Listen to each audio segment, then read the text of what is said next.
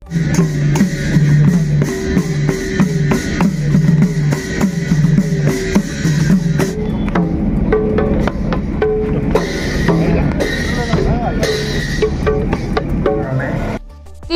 লেঙেৰীত উদ্যমী যুৱক যুৱতীসকলক উৎসাহিত কৰা উদ্দেশ্যৰ উদ্যোগ আৰু বাণিজ্য বিভাগৰ বিশেষ কাৰ্যসূচী। কাৰ্যসূচীত বিশিষ্ট অতিথি হিচাপে অংশগ্ৰহণ কৰে উদ্যোগ বাণিজ্য বিভাগৰ মন্ত্ৰী বিমল বৰাই। ডিব্ৰুগড় জিলা উদ্যোগ বাণিজ্য কেন্দ্ৰ উদ্যোগত অসম ঔদ্যোগিক উন্নয়ন নিগমৰ সহযোগত লেঙেৰীস্থিত দিহিংচাং বহুমুখী সমবায় সমিতি কাৰ্যালয় প্ৰাংগণত ক্ষুদ্ৰ খাদ্য সংসাধীকৰণ উদ্যোগৰ আনুষ্ঠানিকীকৰণ PMFME আঁচনিৰ ওপৰত সমষ্টি ভিত্তিত এদিনীয়া বিশেষ সজাগতা কাৰ্যসূচী অনুষ্ঠিত হয়। সমষ্টিটোৰ প্ৰায় ৩০ শতাধিক যুৱক যুৱতীয়ে অংশগ্ৰহণ কৰা এই কাৰ্যসূচীত উপস্থিত থাকে টিংখাং সমজিলা আয়ুক্ত পৰীক্ষিত ফুকন, জিলা উদ্যোগ আৰু বাণিজ্য কেন্দ্ৰৰ পৰিদৰ্শক আলতাফ উদ্দিন আহমেদ, খণ্ড উন্নয়ন বিষয়া ডিব্ৰুগড় জিলা উদ্যোগ আৰু বাণিজ্য বিভাগৰ কেইবাগৰাকী বিষয়ববীয়া উপস্থিত থাকে। এই সজাগতা কাৰ্যসূচীত খাদ্য সংসাধীকৰণৰ জৰিয়তে কেনেদৰে অৰ্থনৈতিকভাৱে স্বাৱলম্বী হ'ব পাৰি এই বিষয়ত বিতংভাৱে আলোচনা কৰা হয়।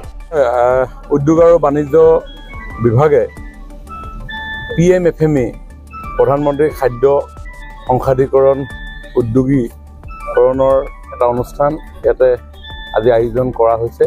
উদ্দেশ্য উদ্যমীসকলক উৎসাহিত কৰি কৰ্মৰ পথাৰত যাতে তেওঁলোকে আগুৱাই যাব পাৰে আৰু তাৰ লগত সংগতি ৰাখি দিহিংচাং বহুমুখী সমবায় সমিতি লিমিটেডেও এটা ইনকুবেশ্যন চেণ্টাৰ আৰম্ভ কৰাৰ সিদ্ধান্ত গ্ৰহণ কৰিছে, যাতে আমি ফুড প্ৰচেছিঙৰ ক্ষেত্ৰত আমাৰ এণ্টাৰপ্ৰেনিয়ৰসকলক অংশগ্ৰহণ কৰাব পাৰোঁ। কাৰণ খাদ্য আমাক সকলোকে লাগে, গতিকে খাদ্য সংসাধীকৰণ কৰি আমি কেনেকৈ অৰ্থনৈতিকভাৱে স্বাৱলম্বী হ'ব পাৰোঁ আৰু লগত জব চিকাৰ নহয় জব ক্ৰিয়েটৰ হিচাপে কেনেকৈ প্ৰতিষ্ঠা কৰিব পাৰোঁ, ইয়াত এটা চেণ্টাৰ আমি আৰম্ভ কৰিব বিচাৰিছোঁ আৰু ইয়াত ট্ৰেইনিং হ'ব আৰু ট্ৰেইনিঙৰ পৰা যদি লাভান্বিত হয় তেওঁলোকে নিজৰ জীৱনত এইসমূহ ইমপ্লিমেণ্ট কৰিব পাৰিব। ডিব্ৰুগড় জিলাৰ DIC উদ্যোগত আমাৰ টিংখাং সমষ্টিৰ লেঙেৰীত এটা ঔদ্যোগিক প্ৰশিক্ষণ এটা সজাগতা অনুষ্ঠান আয়োজন কৰা হৈছে। এই অনুষ্ঠানটোৰ জৰিয়তে এই অঞ্চলটোৰ প্ৰায় ৩০ শতাধিক যুৱক যুৱতীক ঔদ্যোগিক যুৱক যুৱতীক এটা প্ৰশিক্ষণৰ ব্যৱস্থা কৰা হৈছে, যি প্ৰশিক্ষণ গ্ৰহণ কৰি তেওঁলোকে নিজকে আত্মপ্ৰতিষ্ঠা কৰিব পাৰিব। ইয়াত প্ৰায় ৩০০ যুৱক যুৱতী আজি অংশগ্ৰহণ কৰিছে আৰু তেওঁলোকক আমাৰ চৰকাৰী বিভিন্ন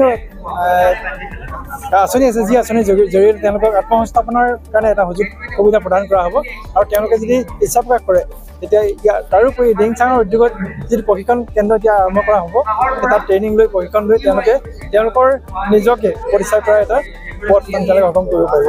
আজি এই অনুষ্ঠানটোত মূলতঃ আমাৰ অসম চৰকাৰৰ কেবিনেট মন্ত্ৰী বিমল বৰাই বিশিষ্ট অতিথি হিচাপে উপস্থিত আছিল। তাৰোপৰি আমাৰ অসম চৰকাৰৰ জিলাখনৰ বহুকেইগৰাকী বিষয়ববীয়া উপস্থিত আছিল। আমাৰ টিংখাং CDC পৰীক্ষিত ফুকন দেৱ আছিল, টিংখাং আৰু খোৱাঙৰ BDO উপস্থিত আছিল।